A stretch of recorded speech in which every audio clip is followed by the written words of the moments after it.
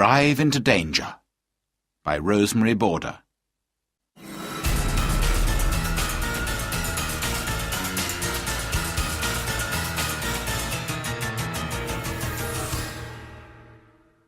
Chapter 1.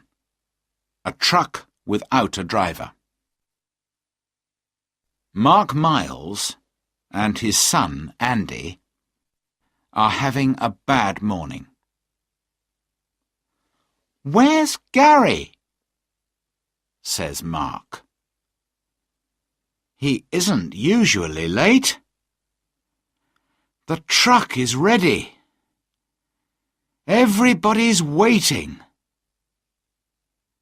Then Gary Slater comes to the office. He is ill.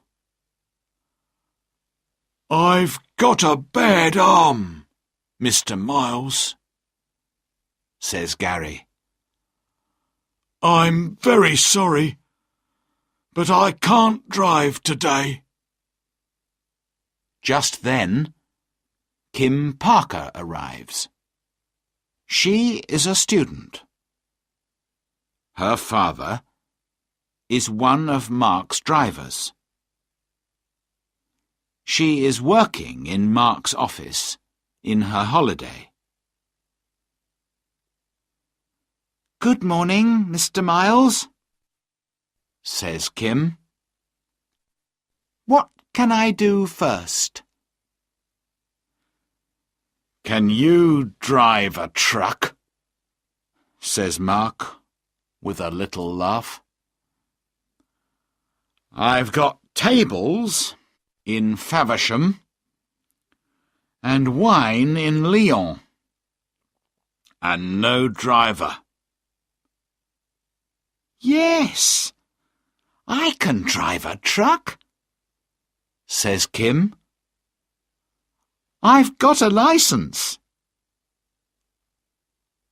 "Wonderful," says Mark. He is looking happier.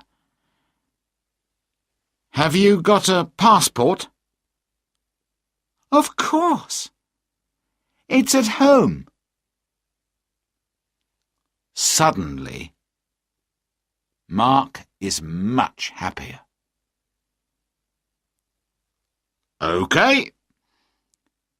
Can you take a truck to France? Here is some French money, and these are all the papers. Read them carefully." "Can I go too, Dad?" asks Andy. "I can't drive a truck, but I can drive a car and read a map.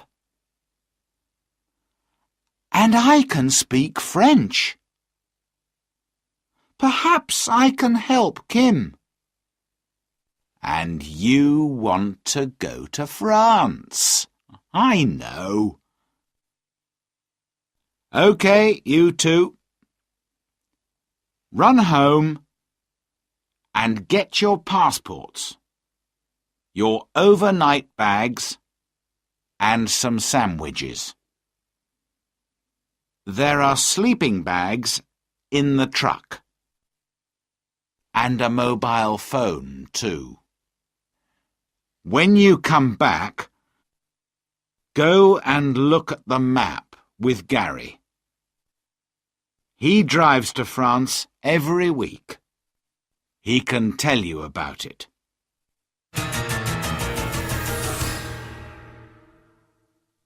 Chapter 2. Gary makes a phone call. "Get the tables from the shop at Faversham," says Gary.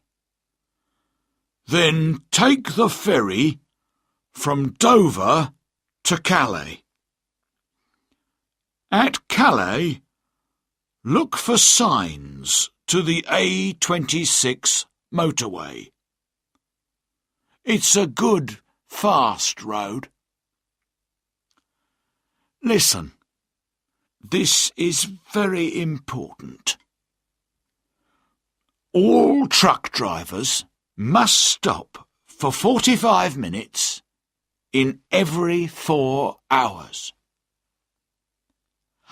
I know, says Kim. OK. There are truck stops on every French road. At about 1 o'clock, you need to stop for 15 minutes at this truck stop here. He puts an X on the map. Don't stay in the truck.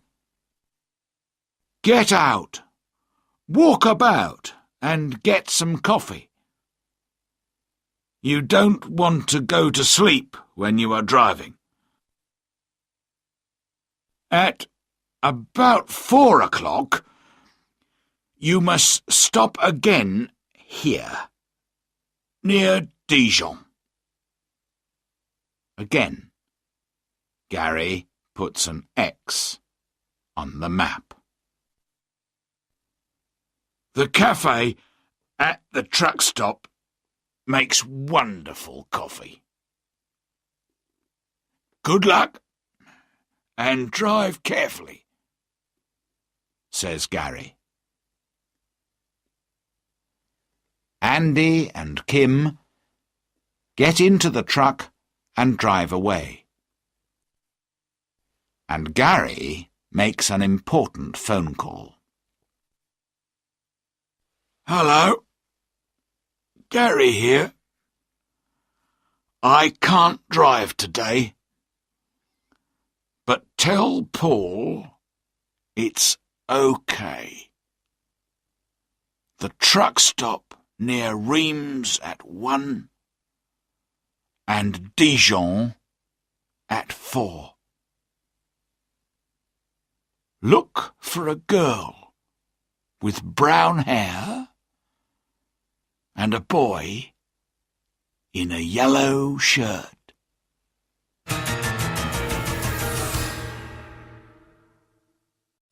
Chapter 3. The truck is losing oil.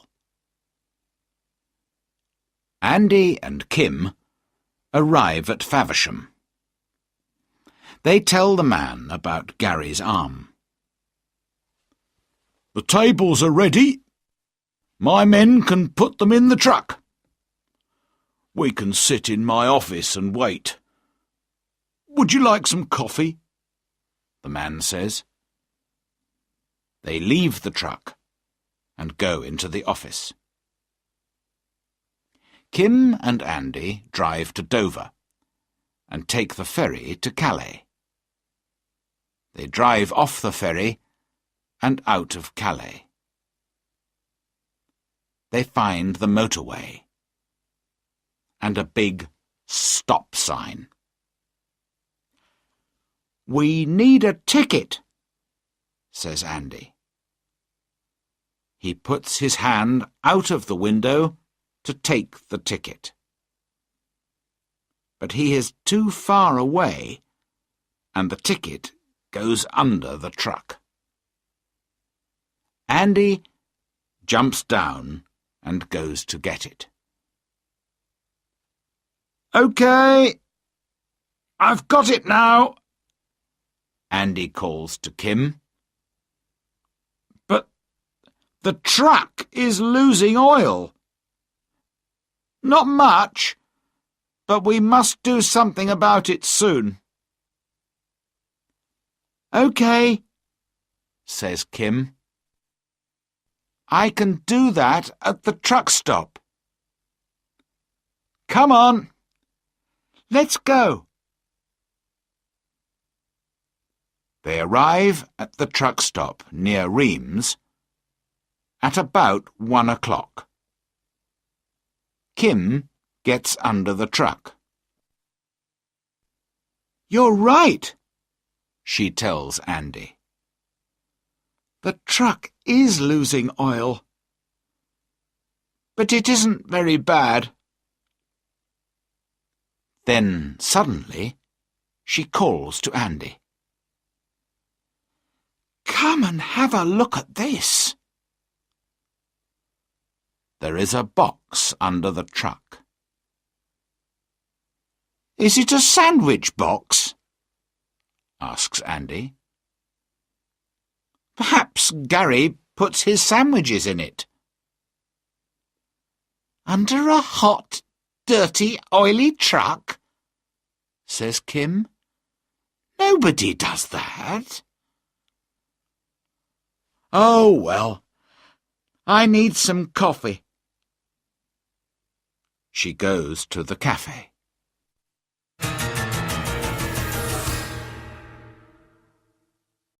Chapter 4. On the Road. They get into the truck again and drive along the motorway. "Our next stop is near Dijon," said Andy. "Dijon is in Burgundy. They make wonderful wine there." "I don't want any wine," laughs Kim, "but I do want some coffee." They arrive at the truck stop just before 4 and sit down in the cafe. Suddenly, Andy says, "Someone's looking under the truck." Through the window of the cafe, they see a fat man in a green shirt. He takes something out from under the truck and goes to a red car. "I don't like this," says Kim quietly. "Let's go." A few minutes later, Kim looks in her mirror. "Andy," she says quietly, "there's a red car behind us, and the man in the green shirt is driving. Why is he following us? He's got his parcel." "No, he hasn't," says Andy with a laugh. "He's got our sandwiches, and I've got his parcel. Here it is." He opens it carefully. In it are about 50 small white paper bags. "What's this?" says Andy. "Drugs, I think," says Kim. "And the man in the green shirt wants them. He doesn't want your sandwiches, and he's angry. We're in danger, Andy. I must do something." The red car is only a few meters behind. Kim stops suddenly. The red car runs into the back of the truck. Kim drives away again very fast. In her mirror, she sees the man in the green shirt standing by his car. "He can't follow us now," Andy says with a smile. But the man is very angry and quickly takes out a small black mobile phone.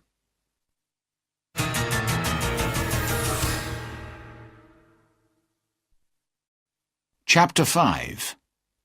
The Rubbish Dump.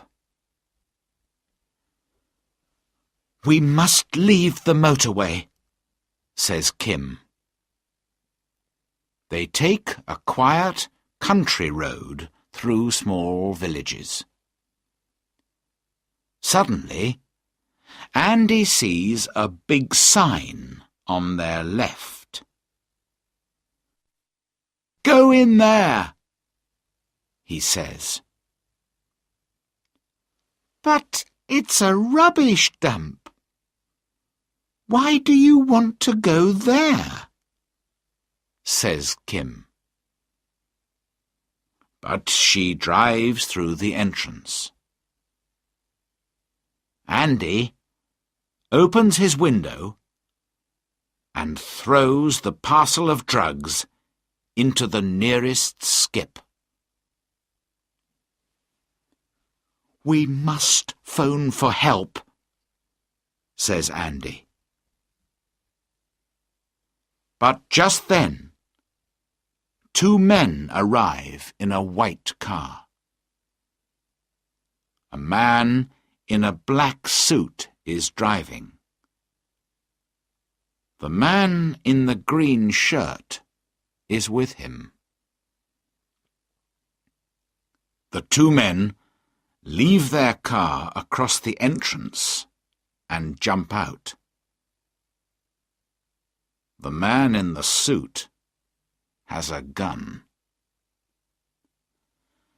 "Now we can't drive out of here," thinks Kim. "Oh, dear." The two men run up to the truck and stand by Kim's door. "Give me the parcel," says the man in the black suit very quietly. "Run, Andy!" says Kim. Quickly, Andy opens his door and jumps out of the truck. He runs to the white car. The man in the green shirt follows him. But he is too fat and slow. Andy gets into the car and drives away. Kim opens her door suddenly. The big mirror hits the man in the suit. He falls down and loses his gun. Quickly, Kim jumps out of the truck and gets the gun. "Your drugs are in that skip," she says. "Go and get them. Take your friend with you." The two men go up the ladder and look down into the skip. "Go on," says Kim. "You want them. Go and look for them." The two men jump down into the skip. Quickly, Kim takes the ladder away. Now the men cannot get out.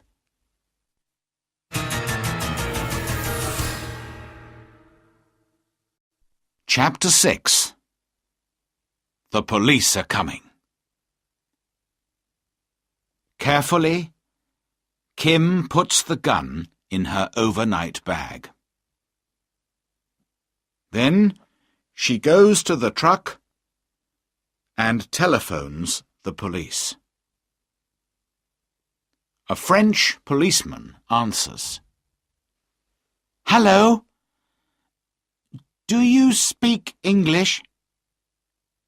she asks the policeman on the phone.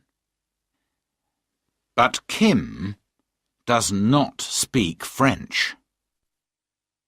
and the French policeman does not understand English. "Where's Andy?" thinks Kim. "He speaks French." Just then, a white car comes through the entrance to the rubbish dump. It stops, and Andy jumps out. He runs up to Kim. "It's okay, Kim," he says. "The police are coming." A few minutes later, a French police car arrives. 4 policemen jump out. Kim gives them the gun. "Where are the drugs?" asks one of the policemen. "And where are the men?" "In that skip," says Andy with a laugh. The policemen get the ladder. Later that evening, Andy and Kim drive to Lyon with the tables. They have coffee and long French sandwiches in a cafe. Then they go to the wine shop. They arrive very late. A fat little man is waiting for them. He looks angry. "Why are you late?" asks the man. "Well," begins Kim. "It's a long story," says Andy, tiredly.